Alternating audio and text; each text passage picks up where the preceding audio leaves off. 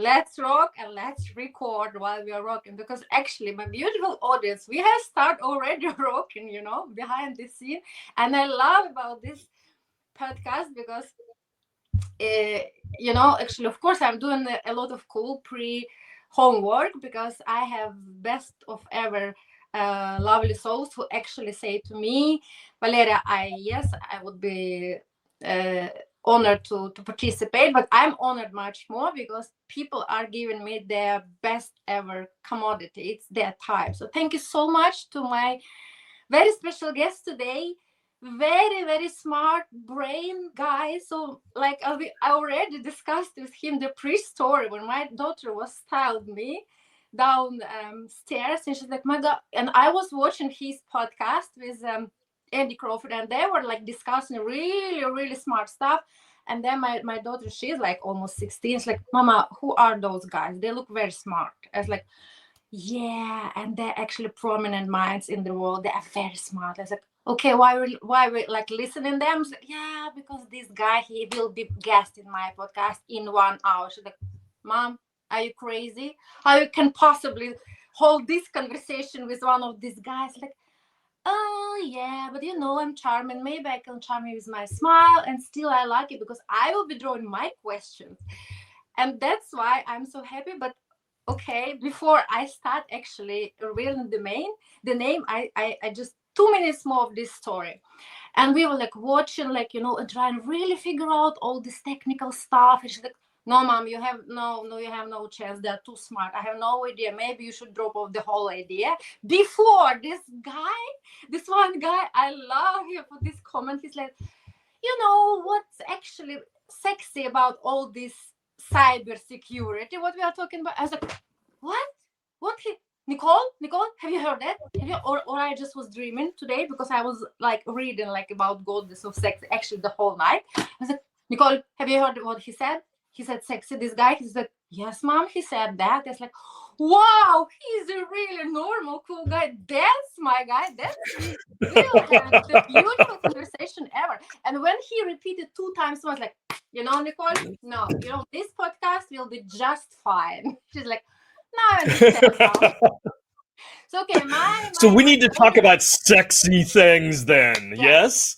Absolutely. My honorary guest. Okay. Everything about approach, attitude in our life. You can take absolutely everything and make it disaster or make it sexy gem, right?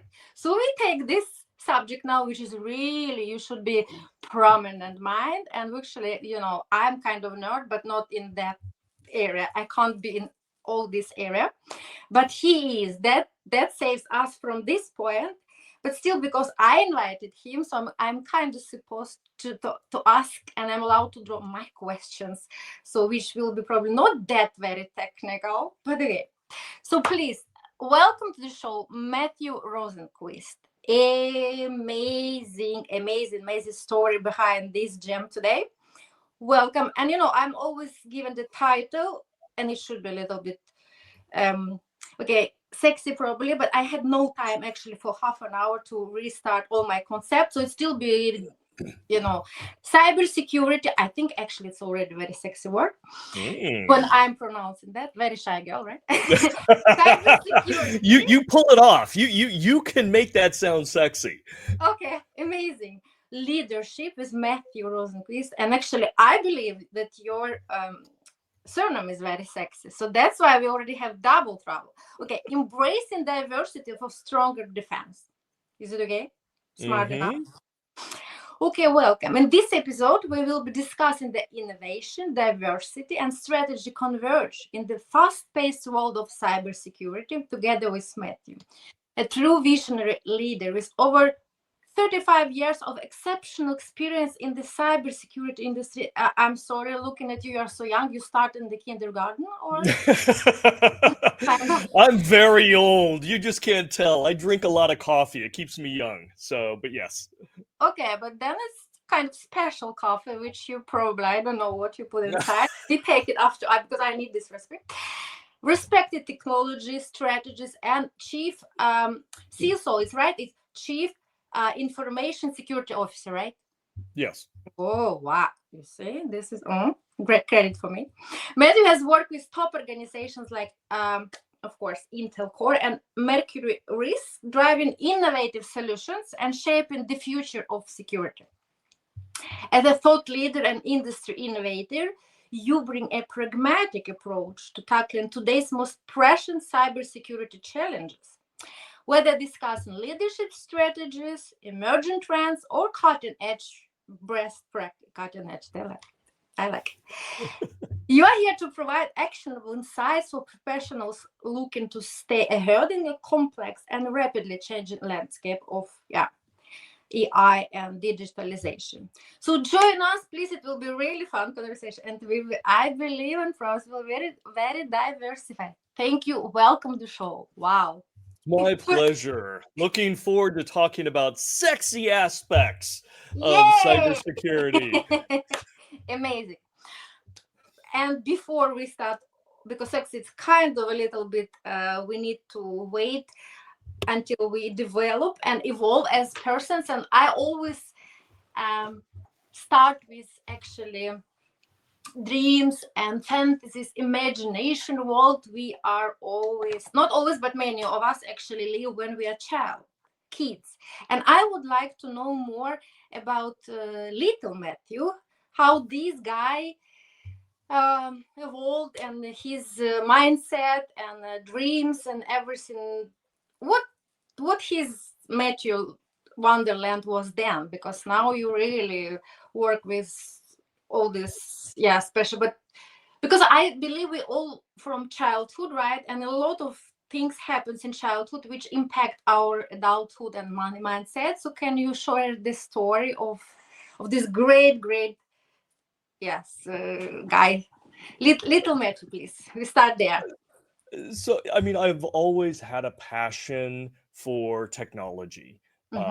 Whether it was learning new computer languages or tearing apart computers or whatever it was, I always loved digital technology, and I looked with excitement into the future of what it could hold. So there was that aspect, and very young, my father was actually a homicide detective. So I was involved and got to see aspects of law enforcement.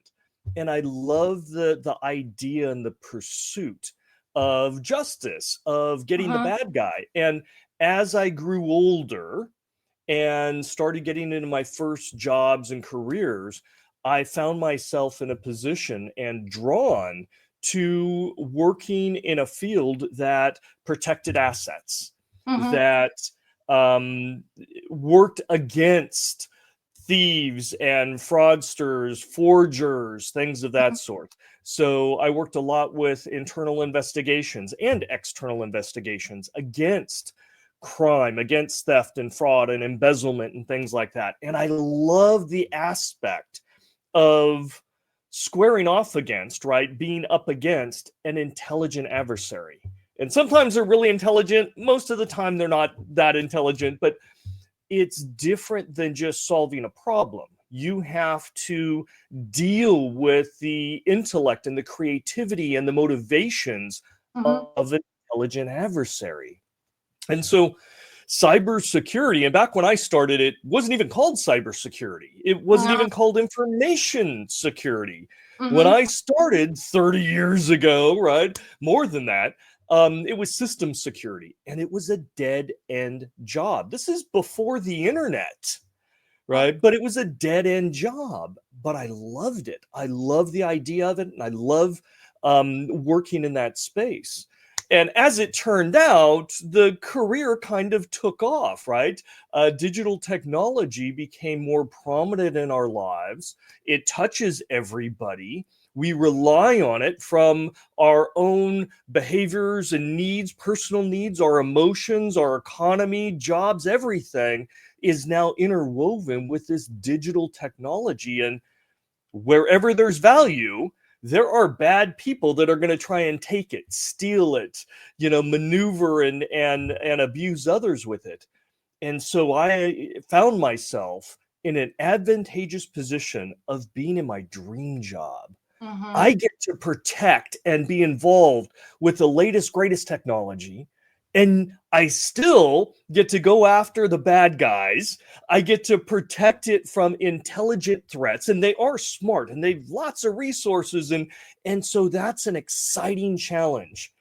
And that keeps me young. I love this. I want to do this forever. If I won the lottery tomorrow, I would still be doing this. This is my passion. So I am very fortunate that I get to follow my passion every single day. It just happens to be my job as well. Wow, what a story, you know. So passionate uh tone even when you're describing it, like, you know, because from your childhood, even I could call this podcast, our episode, from dead job to dream job, right? It's actually true. And now you never know what's happening actually tomorrow, but that's how passion is growing, because it's kind of when Mhm. people know everything's predictable, kind of boring. So, you know, for people who really love challenges, and it's definitely you and me, like, okay, what then, we need to create them ourselves. But the passion you have chosen, you don't need to, you need really like to chase bad guys, because all these challenges they are creating for you every single day. And wow, and you are always like one of the first one even to figure out what type of challenges is it now, because we never know what's happening tomorrow in this domain, right? Like you said, like it was just system, now it's cybersecurity. And you we have no idea. Even those domain made a lot of new vocabularies, new words, right? Like, you know, Mhm. we never ever really uh, was aware of. And now I understand, because it's so passionate and you really, like, you know, love it. And I can feel that's why I know where came this sex of, because if you really just love something, it really feels passion every day, then you can call this with this like divine word. Now it makes sense for me, even yeah. Oh, now it makes sense. And you know, and if we actually already came there, and we we were like very smoothly delving into uh your passion and what you are doing, and these bad guys, right? And it's true, everything what is new always scary for people, right? Like industrial revolution, like nuclear weapon, everything. And I believe Mhm. it's kind of helpful to raise awareness and to get more knowledge, then it will be less scary for people, because yeah, our nature, if it's something new, we are kind of afraid. But I understood more and more before actually I was also delving in your domain, that it's always been like that. Weapon in bad guys hands, it's something bad. Weapon in good guy hands, it's okay. But we need how to kind of anyway to have this special I don't know, conditions, or to secure, right? Because every single day Mhm. now, like you said, we interact with AI and digital every single in every single action.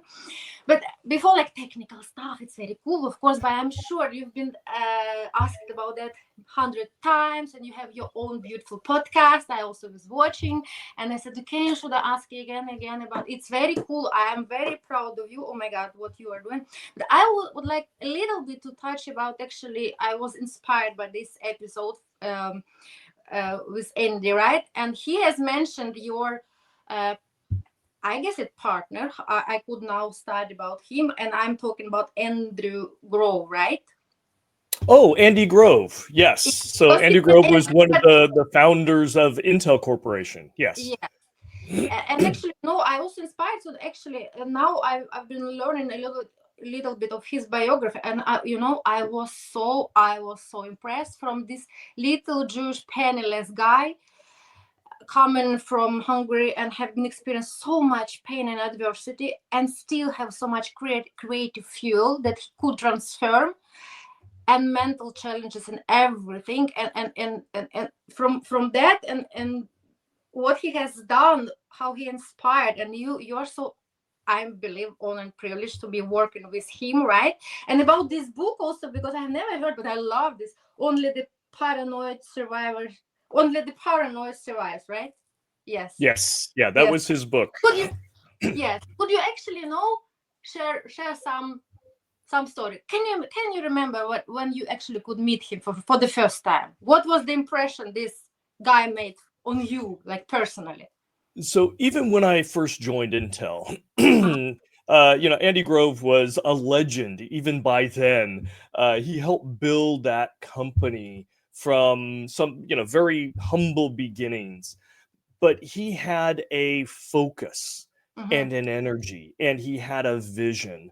And that is what rippled through the company. And that's what everybody picked up on. Mm-hmm. And he was an amazing executive, but he was also a little harsh, and that was simply his style. Mm-hmm. He had a great sense of humor, Mm-hmm. but when it came to work, it was all about focus. It was all about there's a problem or an opportunity, and we are going to work together to seize it, right? To take advantage of that. This Mm-hmm. is what we need to do to be successful. And he was always worried, and he always looked at what are the bad or unfortunate things that could happen? How do we manage those risks so that we can continue on our journey to be successful? Mm-hmm. And I mean, I had the pleasure of working in his company, and I learned so much from a business perspective. Now, I didn't know him personally. We didn't go out to lunch or anything like that, but his dynamic personality, and it was larger than life, permeated the entire culture Mm-hmm. of this massive multinational chip behemoth. Mm-hmm. And it was truly amazing to see how he organized everything and got everybody focused. And Mm-hmm. human nature is you sometimes go off in tangents, you sometimes argue or bicker or you fight like children. Yeah. And he was that father figure that would just lay down the hammer and go, no, we're not fighting with each other.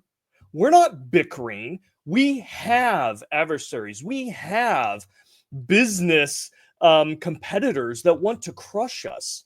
We Mm-hmm. have technology that wants to defy discovery, and yet we're going to discover. We're going to build things that nobody else can build. We're going to understand things from a chemical and physics and all these aspects to do and create something that will transform humanity. So stop your bickering, stop your complaining, don't worry about whose title is the biggest, right? Focus. In fact, he kind of bucked the trend, as they say here in the US. Up until that point, a lot of large corporations, the executives had lavish offices, Mm-hmm. and middle management had nice offices, and lower management had small little offices, and everybody else worked in desks. He said all that goes away. Oh. Everybody works out of a cubicle. And this was unheard of. But Mm-hmm. he wanted everybody to be on equal setting, equal Mm. ground. And he wanted Wow. you to be able to walk up and communicate with anybody, not just your manager, but you could communicate with your manager's manager or to the CEO. He said, if you have a problem and your manager doesn't respond, email me, email the CEO of the company. I want to know.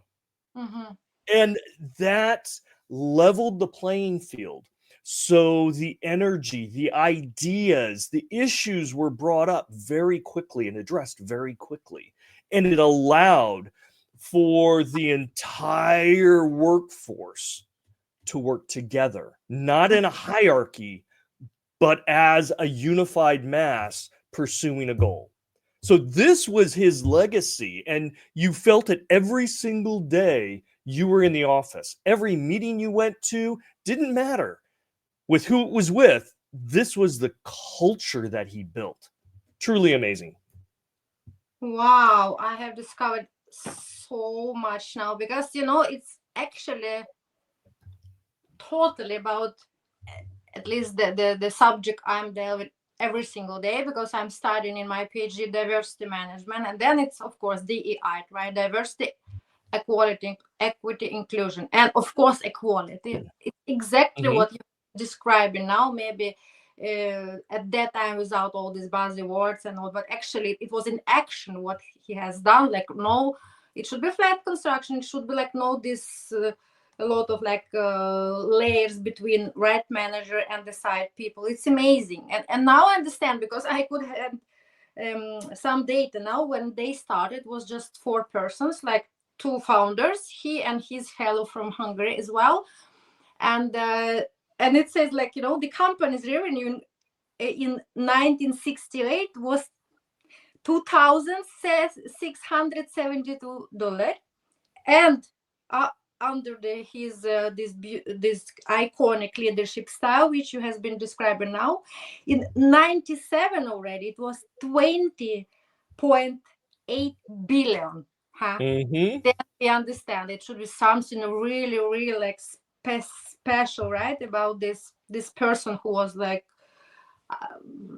it's an embracer of the whole. And yes, then it should be like a family. It can't be like, competing between each other. Then it's not the joint focus, what's actually vision, mission, right? Everything. It's beautiful. And I also like very much that he gave some strategical directions, which for me now, without this word, but it was actually like you now mentioned about diversification, that we really value every single voice, everybody equal, everybody single voice. We should listen. It doesn't matter you have title executive, not executive, because if we should use your idea today to settle our solution, then we should listen your idea, right? It doesn't matter what, like all this ladder. And it reminds me a little bit Norwegian. So thank you for sharing your story. I believe that that's why you are so amazingly also professional and successful today leader, and actually you're so diversified, and you public speaker, coach, mentor, leader, podcast host, everything, because we kind of always like, right, impact how we evolved, who was our like impact role models. And I believe he was kind of role model for you. I'm sure. Yes. So now we go to a little bit, we should have been more technical, of course. And could you please then, because you have you have been experienced evidence to so many changes, like you already mentioned, from dead job to dream job, right? So wow. So your personal, of course, career and your role.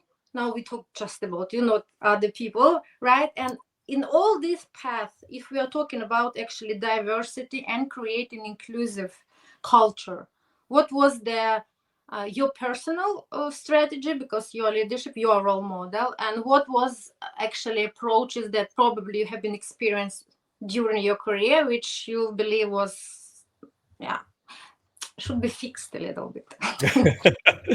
Well, all right. So, and this goes a little bit back to Andy Grove. Yeah. When you've got an impossible problem, and I love impossible problems. Impossible problems are just problems that you haven't figured out how to fix yet. Yeah. But I love impossible problems.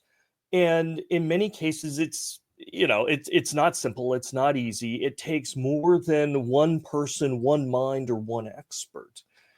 And in reality, it may take many layers and many groups to come together from different disciplines. But the simple fact is, you need the best people. And it doesn't matter their background. It doesn't matter what degree they have from, or where they were born, or where they live now. It doesn't matter the color of their skin, or their religion, or their political bias, or anything like that. You need different skills and different viewpoints to come together, typically to solve impossible problems. And in cybersecurity, we have lots of impossible problems. We've got adversaries that are smarter than us, that have more resources than us, that are, may know our environment more than we do. And they have the initiative. They're already attacking, and we're trying to defend it and detect it and stop it and fix it. And they're already moving on to the next thing. They, our attackers, are very diverse.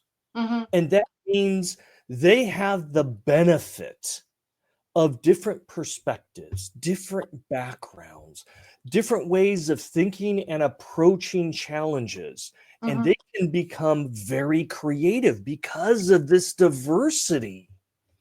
If you're trying to go against that type of powerful adversary, and you're just in a certain narrow mindset because you're all men, you're all Caucasian men from age 23 to 42, and you all graduated from Ivy League colleges, you're thinking in the same way, and it's limited. It may be great the way you're thinking, but it's very limited. And the adversary now has an advantage because they can think well beyond your boundaries. And that means they can surprise you. They can approach things in ways that you couldn't even think of. You couldn't foresee that they would maneuver that way. They have the advantage. And the only counter to that is to recognize you need to embrace diversity and inclusion as well, because that brings in those different viewpoints, those different perspectives, those radical ideas that wouldn't have occurred to that narrow group of people or that narrow mindset. So we see the power of diversity in our adversaries. And it took a little while for cybersecurity to realize we need that as well. That actually makes us more capable, more powerful, more efficient, and more effective. And in hindsight, you're like, yeah, of course it does. But when the industry first started, it didn't think that way.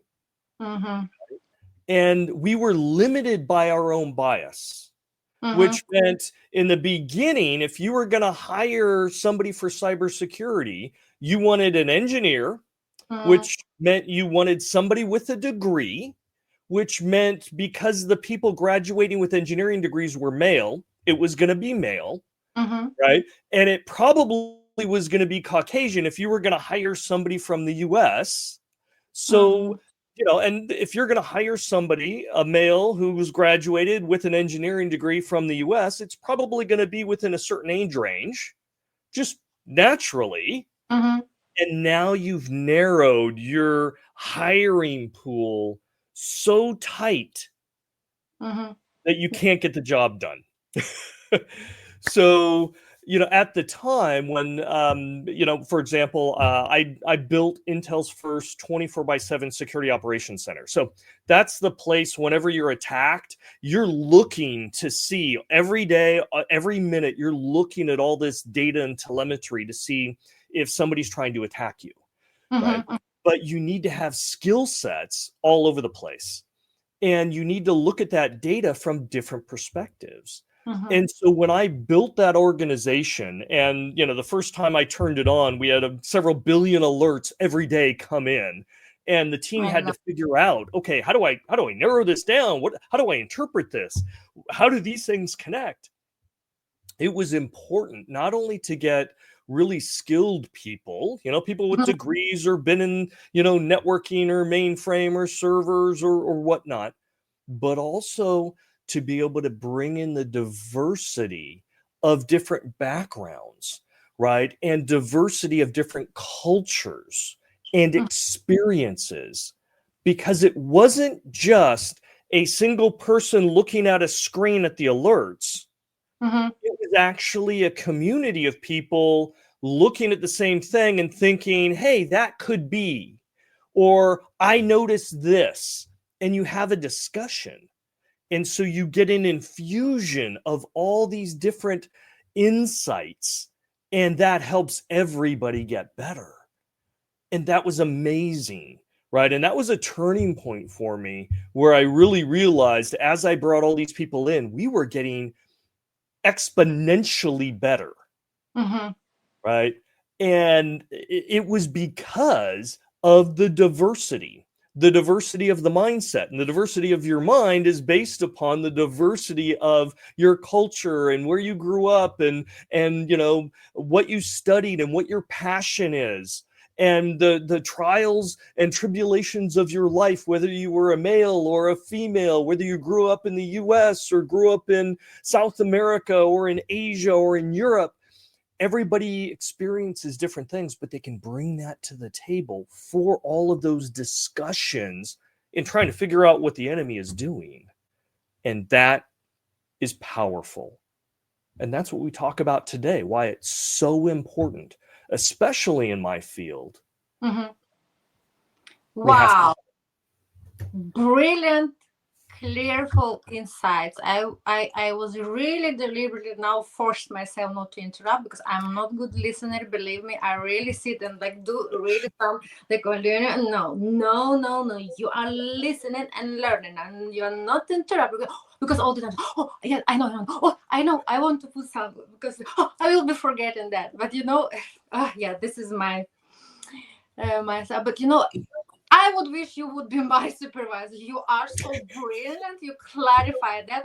I was listening magnetic, like even like you're drawn to my to display, and I'm like, that really to switch my brain and actually to turn off with all my commenting all the time, but really listening. Yes, it should be really brilliant conversation like you are. And I'm so grateful you have already been touched the diversity and the idea it's about blind thinking, blind thoughts, when it's just male, just Caucasian. Like we know it's incredible risk and danger now in our world, because yes, of course, how can it be possible if we have all this possible colorful, diverse representation in society without having representation in people who are making this data, right, and who are analyzing them and making all these systems and patterns and archetypes in chat GPT.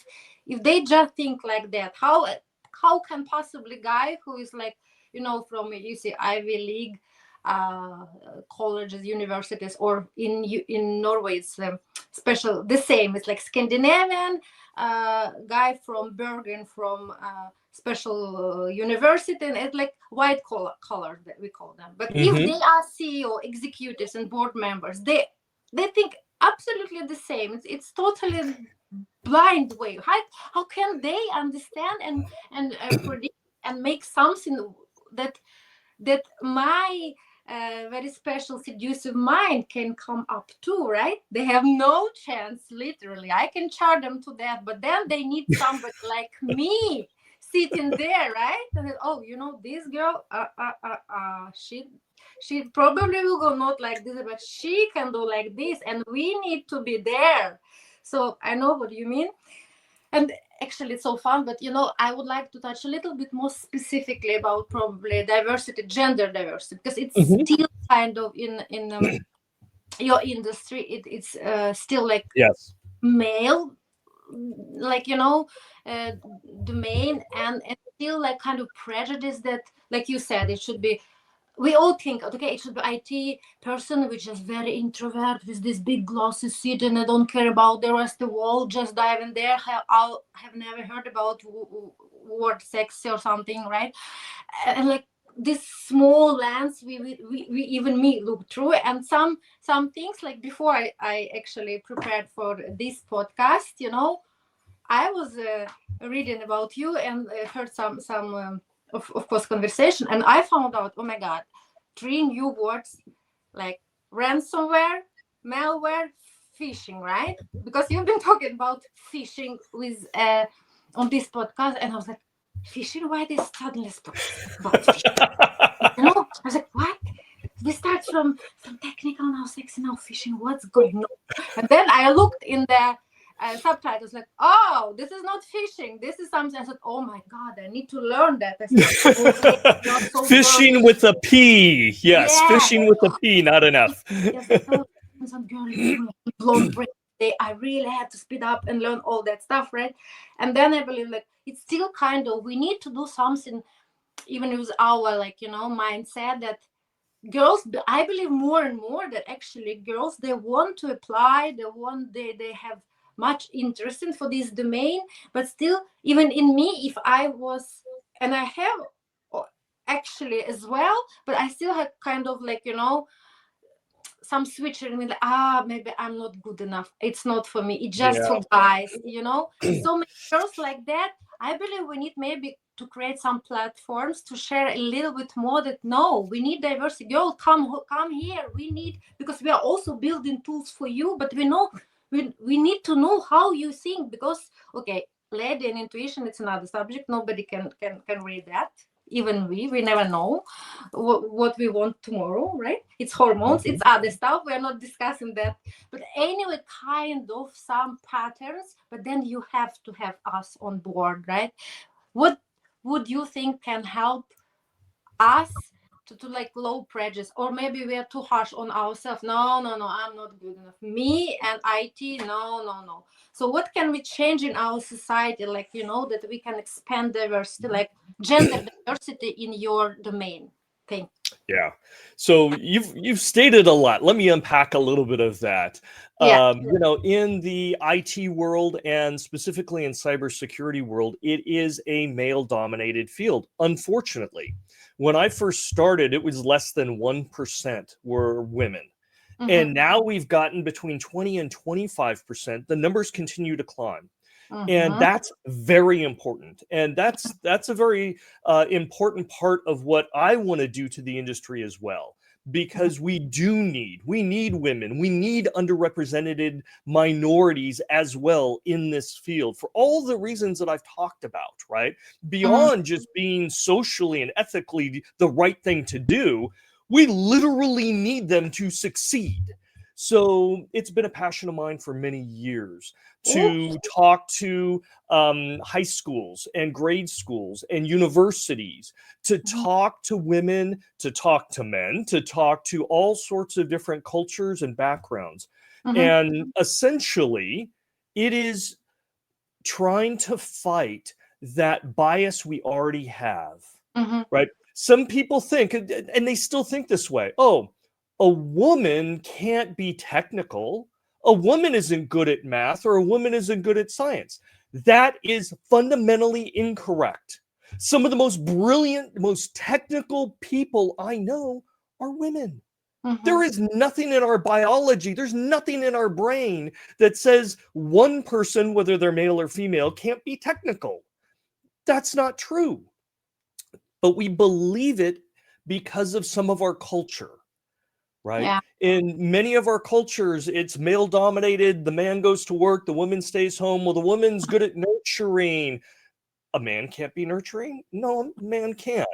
But because of the way societies have created themselves for some important reasons, especially, for survival when, generations past, but those things aren't relevant anymore.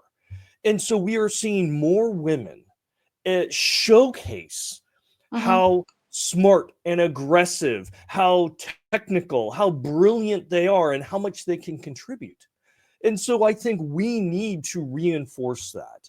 We need to go to those young women and to those minorities that are underrepresented and say, forget everything you've been told. Forget what your your grandfather said, this is the norm, right? Forget all that. Find something you're passionate about. Apply yourself. You will get good, right? And succeed in this world. Contribute to this world.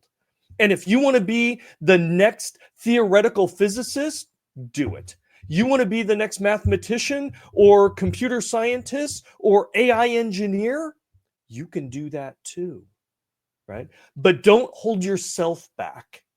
And then you have to talk to all the teachers and sometimes parents and universities and then all the hiring managers out in the world and have the same discussion with them, because their bias may be blinding them from seeing the opportunity, seeing the capability, seeing the skill sets.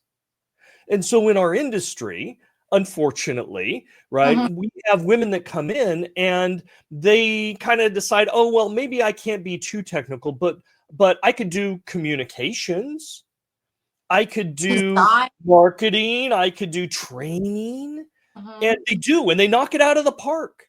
But I have to go to them And I used to do this at Intel all the time. I'll go to them and go, is this really what you want to do? And many times I'll go, well, I'm kind of interested a little bit. And they're pensive even in saying it. I'm kind of interested in some of the technical aspects and everything. I'm like, stop right there. First off, don't be pensive, right? If you're passionate about it, let's do it. Let's build a plan. You don't have to apologize. You don't have to do anything. If you're interested, let's make this happen. Because if you are interested and you are passionate, you're going to work hard and you're going to be great, right? I will be behind you. You're going to be smarter than me at this stuff. How can I help you succeed? Because you can. And you see them kind of come out of their shell a little bit like, I can? Of course you can. Stop doubting yourself. And any of the other people, right? You may go into a group where there's 5 males that are working. If any of them have doubts, prove them wrong.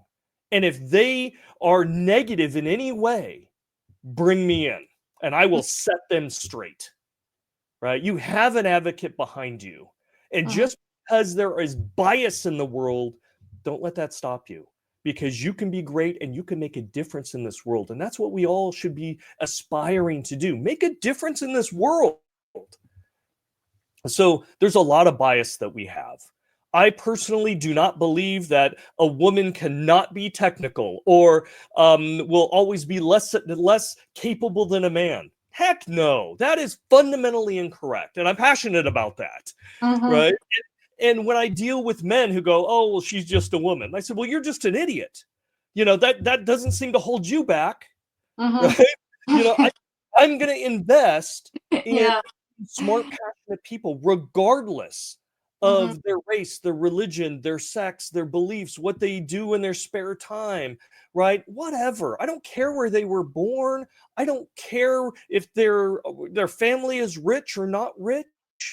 If they're capable and they're passionate, let's go. Let's go.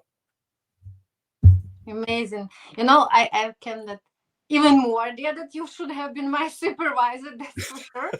And that, yes, because after even we chatted now, 50 minutes, okay, this guy, he should really role model, inspiring, and he should have the course passion management and all that stuff. Oh my God, it's really amazing. And you actually so aligned with my even questions and the way of thinking and approaching the podcast. That's why I knew it will be brilliant, because you already mentioned that actually at the end of the day, what we are doing here, in our society, community, of course, but on this earth, if we are making impact, right, it doesn't matter gender, color of your skin, even how now we call it accessibility, but disability or I mean, all these diversity dimensions, and now we are actually coming to the very passionate subject of mine, because neurodiversity, I have discovered that it very, I don't know, very freshly, okay, short story, if people some just jumping in this podcast without knowing me, I've actually displaying this type of diversity, which is called neurodiversity. It's actually neurological diversity. It means that our brain just wired differently, and for me it makes sense. We're all different. Biodiversity, it's beautiful health system because it's diversity, right? Representation of really wide range and diversity. We all different, 8 billions, not like the same face and fingertips. But why it's still in our society prejudice that, okay, but if her brain is not like mine, like normal, what is actually normal now, what is typical now, then it's still discrimination and rape and like a lot of stigma and prejudice and sometimes people, now maybe especially in your domain, actually it's kind of cool because they say, because I have a DHD about that, or I'm so OCD about that, that's why. And people kind of believe that people with neurodiversity actually much better for IT domain because you are hyper focused. It's a lot of them tracks qualities, which is actually very good, right? but still a lot of stuff. Like, for me, it took just 14 years and 15, and still I work every single day for me, for myself, not to be harsh and self-criticize, like killing me that I'm not good enough, because I have OCD. I have severe episode in this fall. I was put in mental hospital. I was 1 month almost there, studying hardest ever tools to maintain exposure therapy. And then I decided to make difference impact. If I can be and myself, my own story, inspire just one person, not to feel lonely, not to feel like you're a loser, you are not good enough, because then it leads to depression, and then depression is Yeah.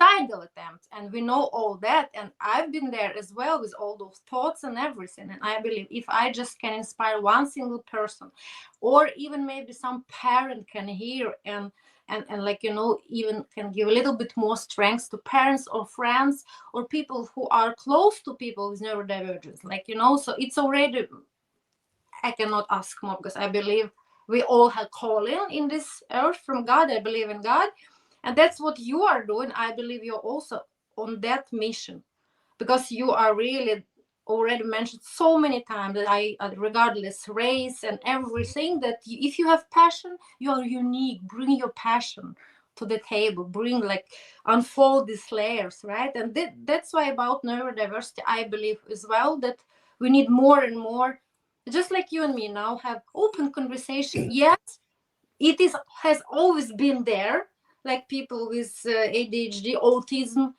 it's Hmm. always been there, but we're like, okay, we know this, but we're not talking about that, right? They're strange, they're different, we don't want to have, it's too much problems to have them in working force, right? Because then you need to adjust your working culture, and we don't want that.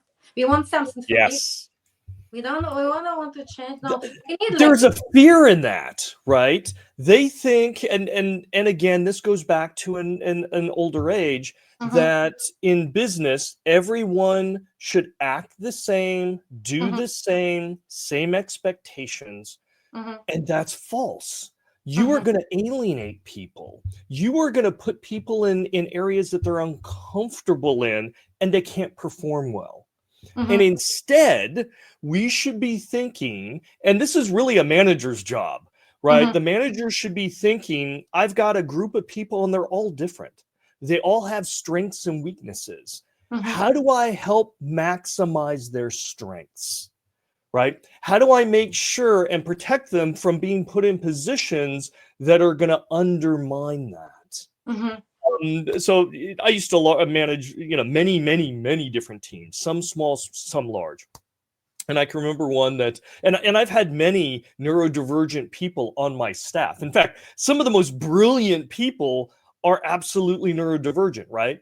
Thank you, thank you.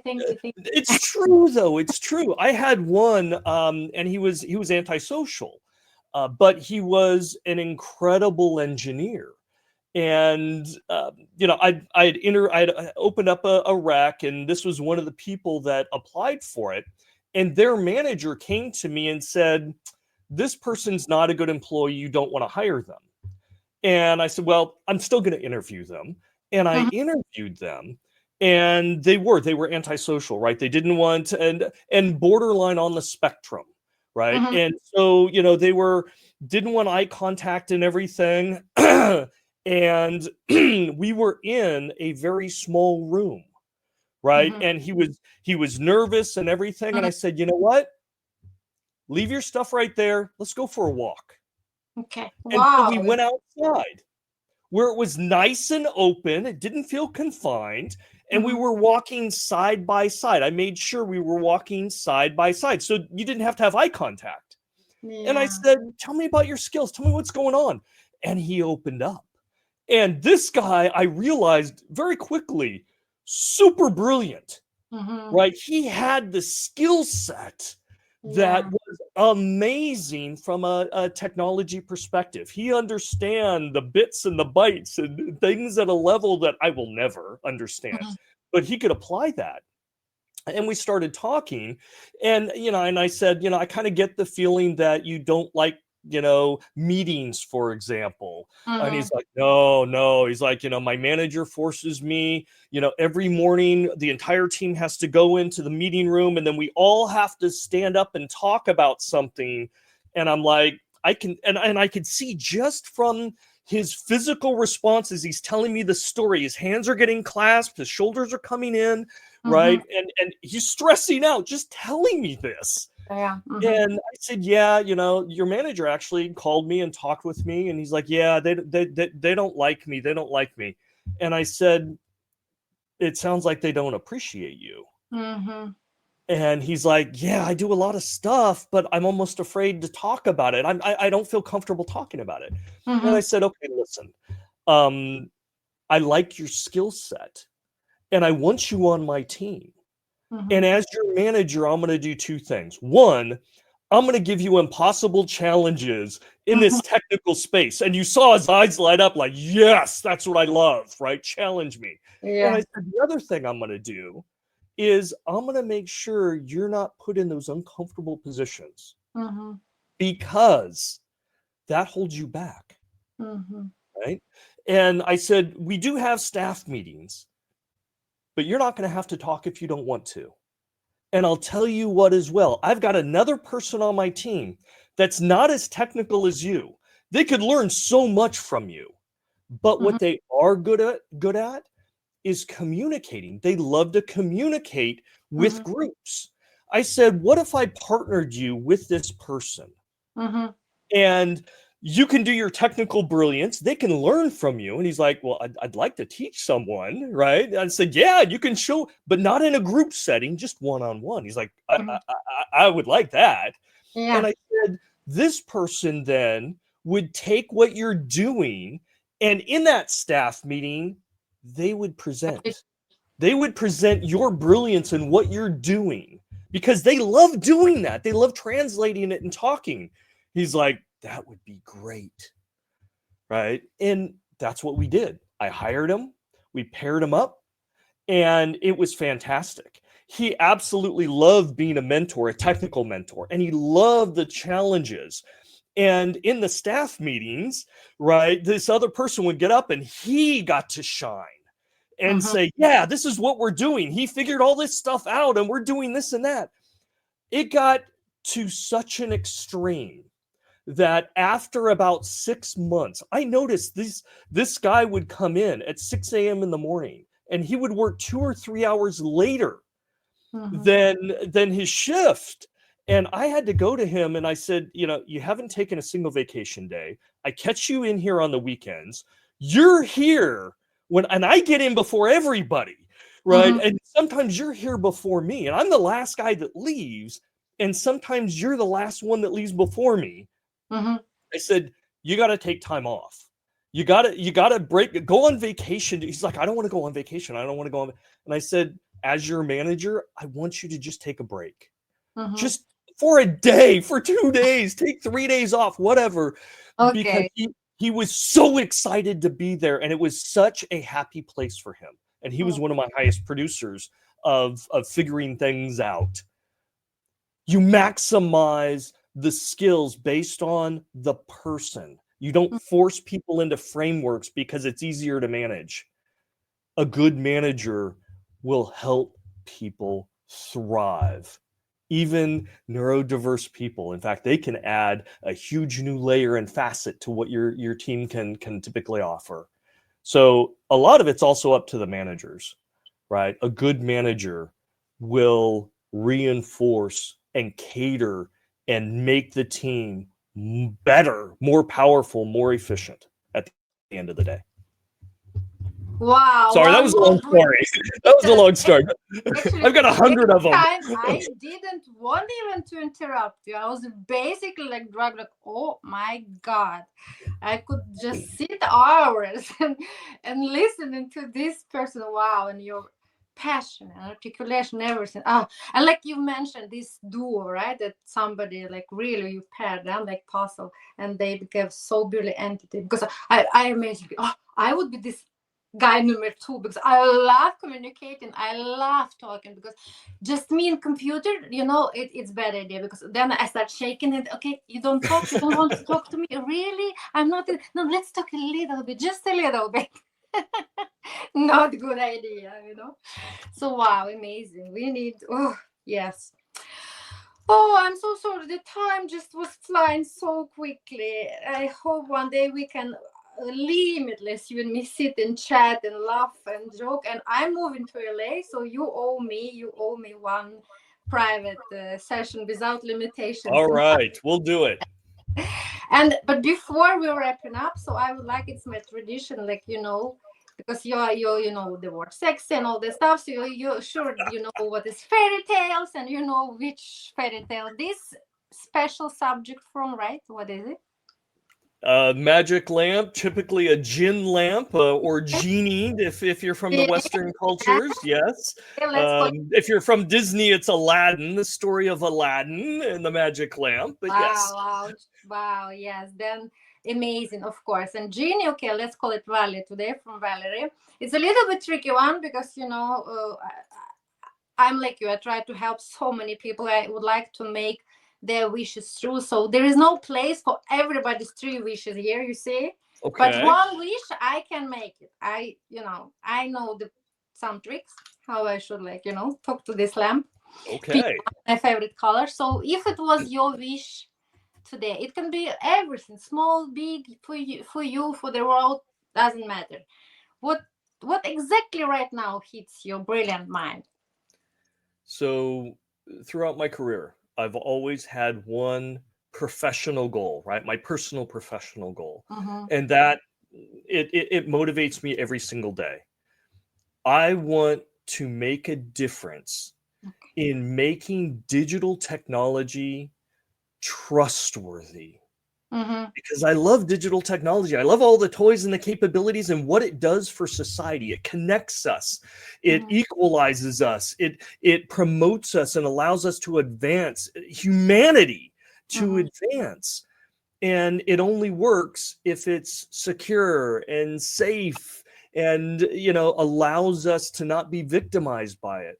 And so that's if I'm rubbing the lamp, this is how I want to contribute to society. I want to help make digital technology trustworthy. Amazing. And then I think actually it's kind of also key, maybe then people should also have been more digitally, let's call it digital literacy. Makes sense, right? Kind of for us, like for me, fishing, fishing, all that. So I was like, what the heck, fishing now? What this guy's talking about? I don't understand.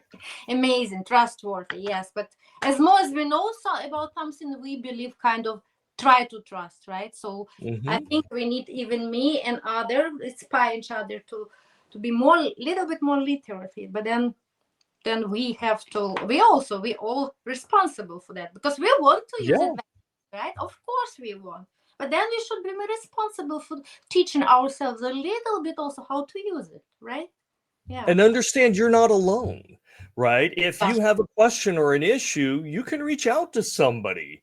If you're not sure if you should click on that email or not, you can reach out. There are people like me that, yes, I need help. Matthew, you're a security expert. Tell me, should I click on this link or not? The answer is no. But you're not alone. We're not alone in this world. We are stronger when we are together. That's what inclusion is about, right? So don't try and solve all the security issues or safety issues or privacy issues by yourself. We are the strongest when we're working together. And that means you can't be shy in calling somebody up or asking for help. I call up people all the time, right? And I ask for help because I can't solve everything alone. We have to work together. So we communicate, we collaborate. Basically, have you heard my beautiful audience? Now, actually, next time, before I discussing with myself to put this, press the link. So I have somebody to call. I have somebody. You have someone to call. Yes. Now I have this. I have brilliant Matt who can be calling. Oh yes. He's like, why did I say that to this girl? Right? Yeah. Because you said that don't be shy. I don't think that I have this issue. But to No. press the link, I still have some hesitation. Oh, actually, before Yes. I put my wrap in closing remarks, I want to ask you one fact because I forgot totally about this. Because I know also you're a podcast hoster, and I advise everybody to get all this beautiful, really smart technical stuff. I was avoiding today to ask about all that. It's brilliantly, I believe. So, but I want actually to find out that through your experience with podcasting, because people probably ask you because you are this Mr. Brain, right? But one thing which you actually learned from your guest that you have had no idea, it's like, oh, really? Wow. I'm Mr. Brain. I didn't know that. Was it something like this? Oh, not for me. I understand. Even don't try. Meet me later. I know it's okay, but maybe from other brilliant minds. I learn from everybody that I talk with. Every So single, brilliant. even I knew even would you. say that. Okay, so you know what I learned from you today, right? Yeah. You've been very open about your neurodiversity history and challenges. You have showcased to me that somebody can be open and upfront with that and still very successful. You have adapted to that, and you are now using that as a lever to help you move forward, to be able to connect with people, to drive yourself to do greater and more valuable things, right? So, I learn from every single person that I talk with. And I know even before I talk with them that I should be looking. I should be looking to how I can grow, how I can get better through their eyes, through their experiences. And that's whether it's in a podcast, whether I'm up on stage doing a keynote, whether I'm in a small table in a cafe, just having a great conversation with somebody. We can learn, and we should. Life is an experience of continual learning, and it's up to us to see that opportunity and be better for it every single day. Wow, I'm going to kidnap you. You'll be my co-host. We should, that's for sure. We will be. Oh my God, I'm moving. That's my plan now. One day you come in and like somebody sitting with like even back on your. You said I could come to you and ask you, Valeria, what you were doing here. I was like, I'm neurodivergent. I have no social intelligence. I don't believe that. I You've got social skills. You do. I love it. Thank you. And actually, you have already gave so much gems to me. I learned so much from you. And before I should have been hosting you, and I would like to learn more and more. I hope not the last one between you and me. We'll do it again. Absolutely. I'd be happy to come back again. Thank you. And I also actually, to wrapping up, we still come a little bit to Andy Groves because I like his also approach, and we have quoted him today. Now, yes, not quoted, but we refer to him because I found very nice idea. He was talking about corporation or organization is a living organism, right? Living Yes, organism. living organ. For me, yes, living organism. And for me, it was the same, like, here he actually mentioned corporation, but for me, it was like the whole society, actually. And because our podcast about diversity, diversification, and inclusion. So for me, it was like, it hit me immediately that, if I could really, refer his quote about corporation, and it's about transformation for me in the context of society. If you look, he said, a corporation is a living organism. It has to continue to shed its skin. Methods have to change. Focus has to change. Values have to change. The sum total of those changes is transformation. And I would say, and I would call it diversification, right? It's the same. It's beautiful said. It's just okay if we put society is a living organism, and like you already mentioned so many times, we need to change, to adjust, to be open all the time, right? Because everything is changing, especially in your domain, every single hour. How can you sit still and believe, oh, I'm so smart, and a friend like me, look like me, can solve all that? No, everything should change. That's why values have to change, focus have to change. Some total of these changes transformation. He called transformation. It's the same. Or okay, this is very difficult word for brain for a girl. Diversification. Sexy, no? Diversification. Yes. Yes. Okay, this is what my last one, and thank you ever so much. I had wow, because like I've mentioned to you, now my mission heads to New York next week. I will be in New York Stock Exchange FinTech TV, and actually I will be representing my story, which thank you so much. You gave so much compliments, credits to me. I will be also on my mission further to open about me displaying neurodiversity very openly, and I will be talking about creating more inclusive environments for people like us, right? And I will be also hosting the show for sustainable fashion for neurodivergent people, because I believe that fashion and everything should be absolutely inclusive today as well, right? Because IE and actually what we are going to put, we interact every single day to make responsible choice, right? Eat food.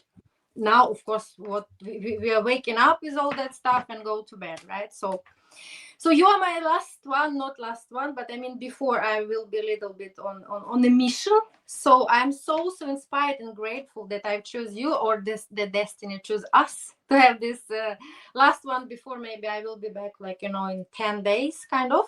But it gave me so much. And today's Mother's Day in Norway, at least. So today you became my gift, actually, because all the time I'm like you. Yes, Happy Mother's Day. Thank you. When I can put something very good in stomach, because I have salted caramel, I love it. But when I can put food in my brain, and you give me so much desserts, that's best I know. So thank you for this gift, brilliant gift, and thank you for my audience. That I hope you like this episode, because yes, like I said, okay, I tried to make it not very, very technical, because I couldn't. Obviously, we should all that stuff, but I tried to make it a little bit different, even maybe from podcasts you have held with other people. Diversity, should be always diversity. But thank you so much. A brilliant story. I hope you enjoyed, because maybe I didn't ask that many deep questions about technology. You could really, really shine, but I had no capability of that. It's a great conversation. And diversity and inclusion, it's hugely important. So, and it's important to my industry. So I'm very happy you invited me here, and I've had a pleasure chatting with you today. Yes, me too. Okay. Wish you much success with your mission, like every single day, to make it really trustworthy. And of course, I'm so inspired to see that it's your passion, and I just wish also that your passion, it's never like diminished, like passion. Because then you spread your radiant passion, and we can be like, wow, passion. And so many girls that can be inspired by you comment, like, oh, okay, after this conversation, I go and apply. I will do it. Don't hesitate. Do it. Yeah, don't hesitate. Just do it. Thank you so much again. And until next time, stay tuned with us. And you also, if you need maybe my humble advice, you can always reach to me. Careful what you offer. No. I exactly know. We too passionate. We can really change the world. We already doing that. Okay. Bye-bye. Thank you. Stay with us. Stay tuned. Thank you to our audience. Bye-bye.